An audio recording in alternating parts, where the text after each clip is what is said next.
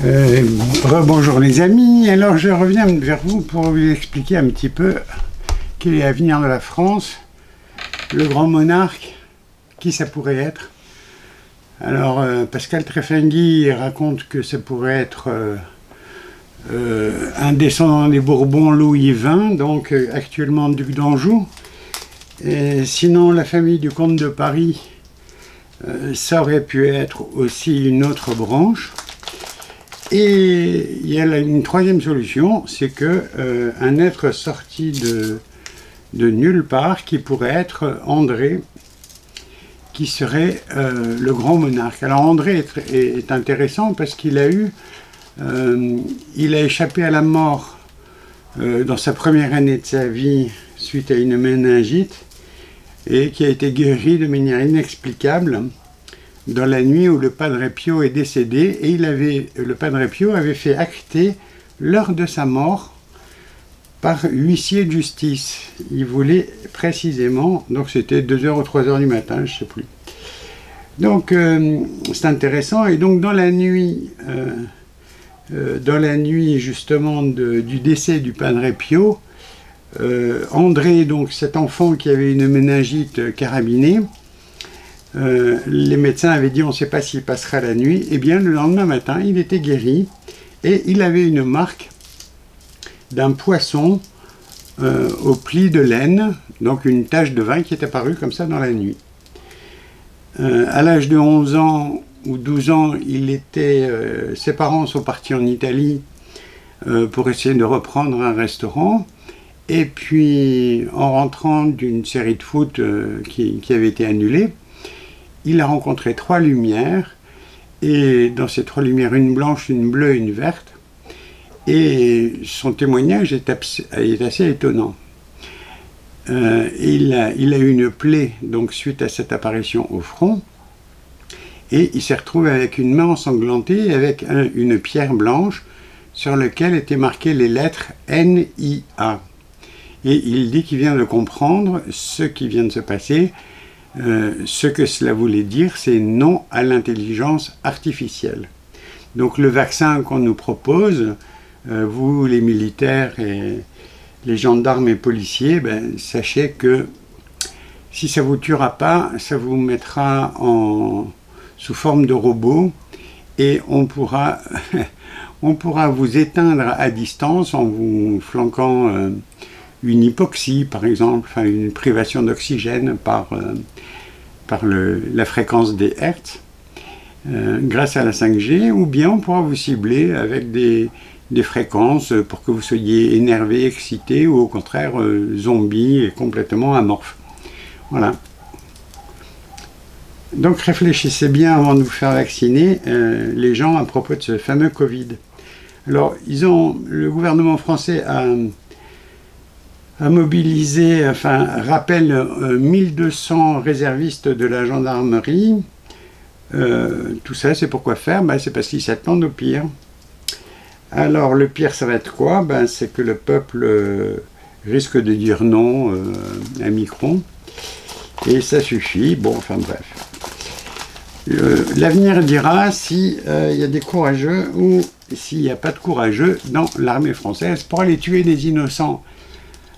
Au Mali, partout à droite et à gauche, pour défendre les intérêts des entreprises françaises comme Areva, par exemple, eh bien on verra s'il y a du courage parmi les policiers, donc les gendarmes.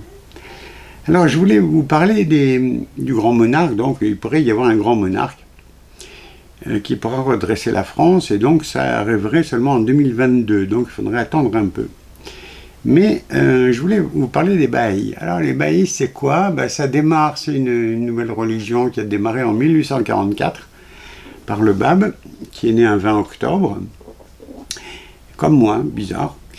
Et donc il a annoncé qu'il n'était pas celui qui allait venir apporter la paix sur terre, mais qu'il était le précurseur. Et un autre personnage, fils d'un ministre, qui avait dit au Shah de Perse, non, non, je ne veux pas prendre la suite de mon père. Et à l'époque, dire non au Shah d'Iran, c'était se faire trancher la tête. Et le chat aurait dit, bon, laissons-le, il doit avoir une autre destinée, parce que déjà, il était connu comme étant quelqu'un de sage, auquel beaucoup de gens, malgré son jeune âge, venaient le consulter pour avoir des réponses à des problèmes.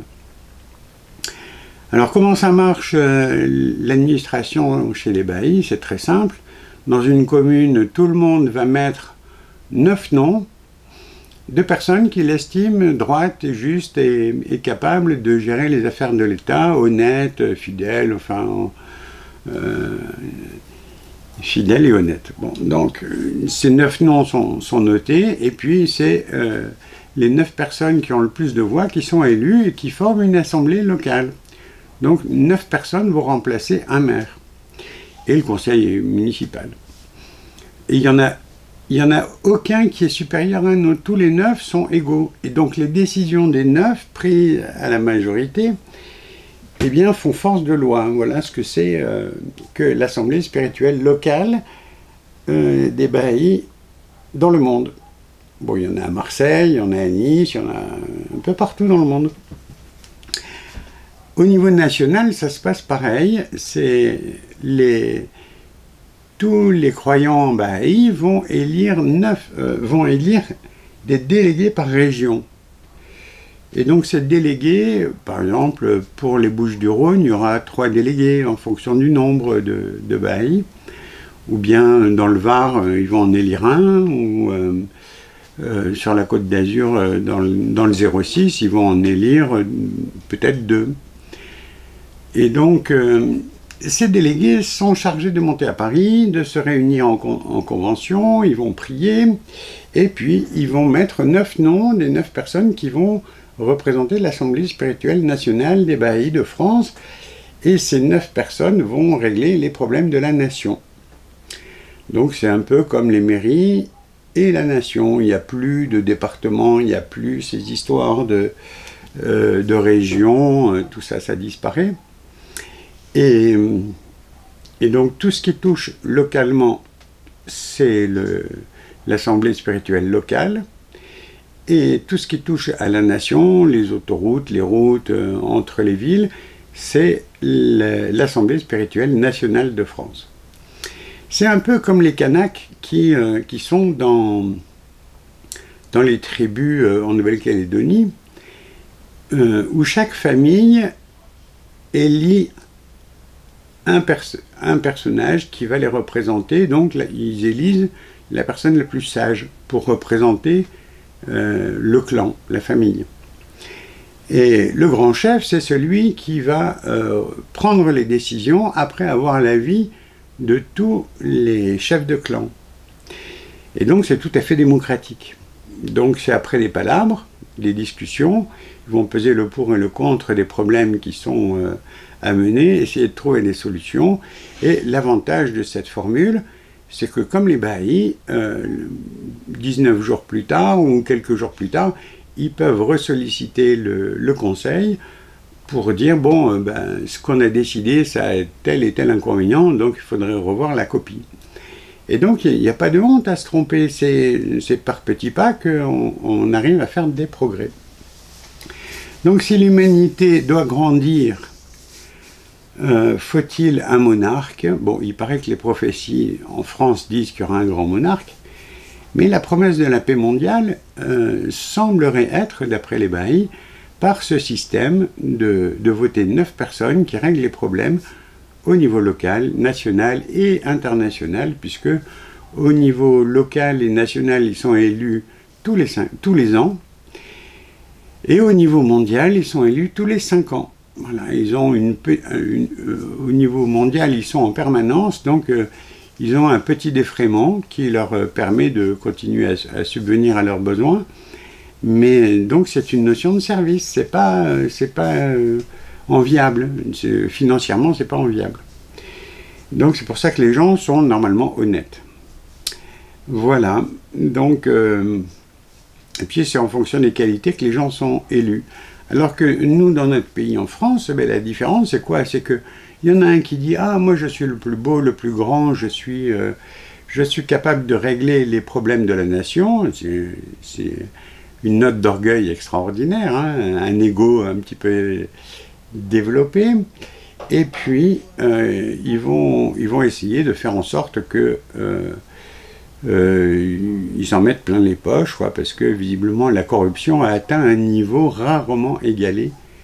Et donc on est à une fin de civilisation, début de civilisation. Alors, il y a des prophéties comme Marie-Judy Jahenny qui disait que, ma foi, il y aurait une troisième guerre mondiale, qu'il y aurait le réveil des volcans, qu'il y aurait des séismes, des tsunamis, qu'il faudrait aller se réfugier dans une ligne entre Bordeaux et Lille, donc du côté ouest, et être à 50 km des côtes parce que des tsunamis risquent de ravager gravement tous ceux qui sont à moins de 50 km de la côte atlantique.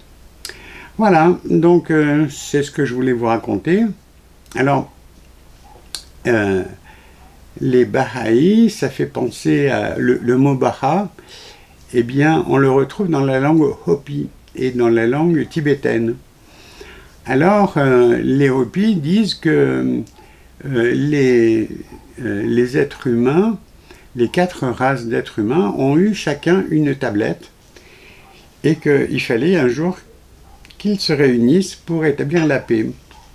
Alors, les Indiens, donc la race rouge, les peaux-rouges, eux, ils avaient la terre, la tablette de la terre, donc ils devaient s'occuper de la terre. Alors ils ont développé un maïs bleu qui monte à 3,50 m, qui ne nécessite quasiment pas d'eau et qui est productif et qui est très bon. Vous avez donc l'Afrique à qui on a confié l'eau, et on voit que l'eau a été pas très bien gérée puisqu'on voit qu'il y a un sacré désert qui s'appelle le Sahara, donc il souffre beaucoup de sécheresse. La race jaune, les Asiatiques, on leur a confié la tablette de l'air, et donc ce serait au Tibet que la tablette de l'air serait gardée par les Tibétains. Et on voit que ce sont les Asiatiques, donc la race jaune, qui se baladent avec des masques, tant en Chine qu'au Japon, contre la pollution atmosphérique due aux usines très polluantes. Et nous, en France, en France, la race blanche, on nous a confié l'énergie, la tablette du feu. Alors la tablette du feu, nous, ce qu'on en a fait, nous les blancs, on a fabriqué la bombe atomique, qui n'était pas absolument géniale. Bon, on a créé des centrales atomiques pour fabriquer de l'électricité à visée pacifique, mais enfin, on s'est servi quand même de l'arme atomique pour détruire Hiroshima et Nagasaki. Et maintenant, on a fait des bombes à neutrons, on utilise des armes à l'uranium appauvri, enfin, il n'est pas appauvri du tout contre les radiations toxiques, mais on l'appelle comme ça pour faire moins peur aux gens. Voilà. Donc, réfléchissez-y. Donc, la réunion de tous les pays, de toutes les nations, si elle fonctionnait comme ça, c'est-à-dire que chaque citoyen va mettre 9 noms de 9 personnes au niveau local de sa commune, les plus sages, ceux qui pensent être à même de régler les problèmes, ce serait bien. Voilà, donc je vous laisse réfléchir et puis creuser le sujet. Il y a un bouquin à lire sur le Bab, donc le précurseur de la foi bahaï, c'est la chronique de Nabil, N-A-B-I-L. Voilà, je vous invite à lire ça et puis à essayer de comprendre. Évidemment, ils sont persécutés en Iran, hein, ça. Oui, les bahaïs sont persécutés. Alors, bon, je ne sais pas ce qu'il faut penser, mais je vous donne des idées. Enfin, moi, je suis devenu bahaï il y a quelques années, et parce que je pensais que c'était bien. Mais comme j'ai vu que les gens dormaient, et puis que les gens ne s'intéressaient pas du tout à la politique, comment faire que toute la corruption, les malversations financières et politiques cessent, je me suis dit, bon, les gens ne sont pas prêts. Alors maintenant qu'on impose un impôt sur l'air qu'on respire, parce qu'on est obligé d'avoir un masque, et on est obligé de payer une TVA dessus.